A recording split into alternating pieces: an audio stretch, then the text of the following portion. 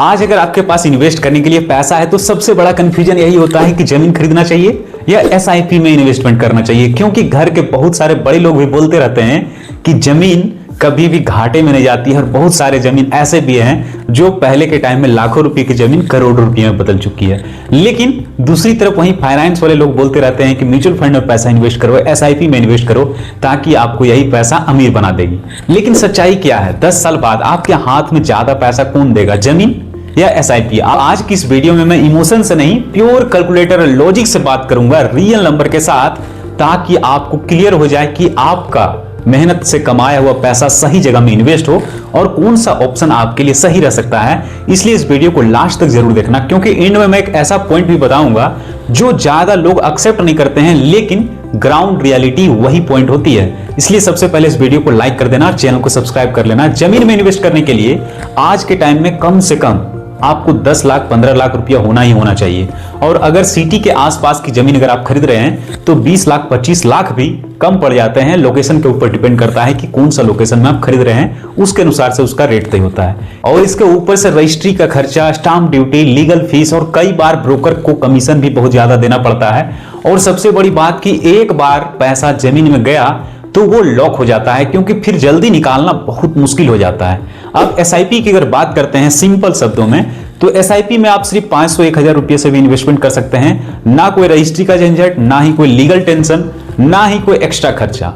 आज आप सिर्फ 5000 की भी एसआईपी कर सकते हैं, 500 रुपये का भी एसआईपी कर सकते हैं। और जब आपका इनकम बढ़ने लगे तो आप 10,000 का भी एसआईपी शुरू करते हैं। और अगर प्रॉब्लम आ जाए, जैसे कि जॉब चला जाए, पैसा नहीं है, या फिर अभी मन नहीं कर रहा है, एसआईपी को रोक देने का मन कर रहा है, तो आप रोक भी सकते हैं। इसलिए एंट्री और फ्लेक्सिबिलिटी के मामले में एसआईपी क्लियर विनर है, यानी कि आप जब चाहें तब डाल सकते हैं, जब चाहें तब निकाल भी सकते हैं। मिडिल क्लास और जॉब वाले लोगों के लिए एक तरह से ये गिफ्ट से कम नहीं होता है। अब आते हैं रिटर्न पर, क्योंकि एंड में सबका गोल होता है पैसा बनाना।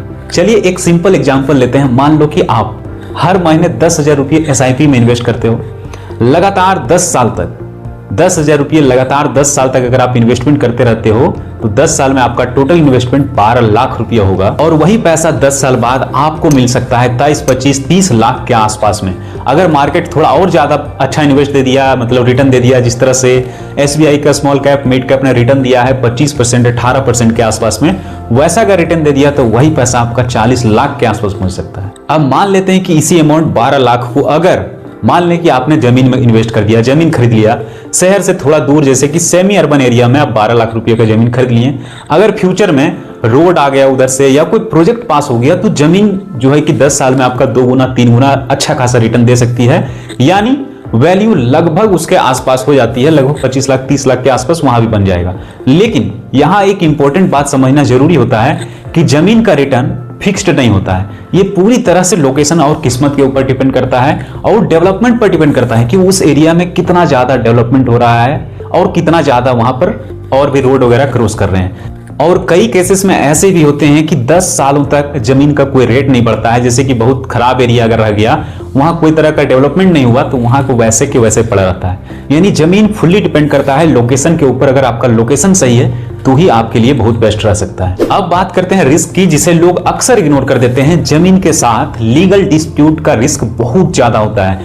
जैसे कि पेपर क्लियर ना निकलना, मतलब पेपर कभी कभी फंस जाता है, कब्जा हो जाता है, या फ्यूचर में गवर्नमेंट प्रोजेक्ट को कैंसिल कर देता है, या फिर बहुत ज्यादा रिस्क के कारण से हो सकता है उसके ऊपर केस वगैरह भी चलने लगता है। ये सब भी थोड़ा बहुत रिस्क होता है। कई लोगों का पैसा सिर्फ कोर्ट के चक्कर में सालों तक फंस जाता है। वहीं एसआईपी में रिस्क सिर्फ मार्केट का होता है, जो शॉर्ट टर्म में गिरता है, बढ़ता है। लेकिन लॉन्ग टर्म में यही एसआईपी आपको 8 साल 10 साल 15 साल के बाद जब इन्वेस्टमेंट किए रहते हैं लगातार कंटिन्यू, तो मार्केट का रिस्क काफी हद तक स्मूथ हो जाता है। ऐसे पास्ट डाटा के अनुसार से 12%, 15%, 18%, 20% तक भी रिटर्न दिया है। तो एसआईपी का रिस्क जमीन के रिस्क ज्यादा ट्रांसपेरेंट होता है। अब बात करते हैं लिक्विडिटी की भी, तो यानी लिक्विडिटी जब पैसा चाहिए तो कौन देगा आपको जल्दी, इमरजेंसी के टाइम में। तो सोचिए कल अगर आपको इमरजेंसी पड़ जाए तो 5 लाख रुपए की जरूरत पड़ जाए, एसआईपी में आप ऑनलाइन रिडीम करते हो, 2 या 3 वर्किंग डेज में आपको पैसा मिल जाएगा। यानी कि 2 से 3 दिनों में आप एसआईपी से पैसा निकाल के अकाउंट में ट्रांसफर हो जाएगा। लेकिन जमीन के केसेस में बायर ढूंढने में बहुत टाइम भी लग सकता है, रेट का भी नेगोशिएशन करना पड़ सकता है कि आप कितना ज्यादा में बेच रहे हैं, कितना कम में वो खरीदना चाहेगा।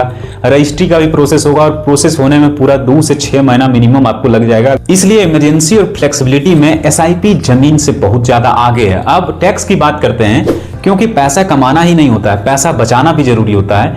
इक्विटी म्यूचुअल फंड में 1 साल बाद बेचने पर आपको 1,25,000 रुपये तक का जो प्रॉफिट होगा वो आपका टैक्स फ्री होता है। उसके ऊपर जो आप निकालिएगा पैसा, उसमें आपका प्रॉफिट पर 12.5% लगता है, जो काफी रीजनेबल होता है। लेकिन जमीन में 10 साल बाद भी long term capital gain tax लगता है, इंडेक्सेशन का कैलकुलेशन होता है और पेपर वर्क काफी ज्यादा होता है। इसलिए टैक्स इफिशिएंसी के मामले में भी एसआईपी ज्यादा सिंपल और क्लियर होता है।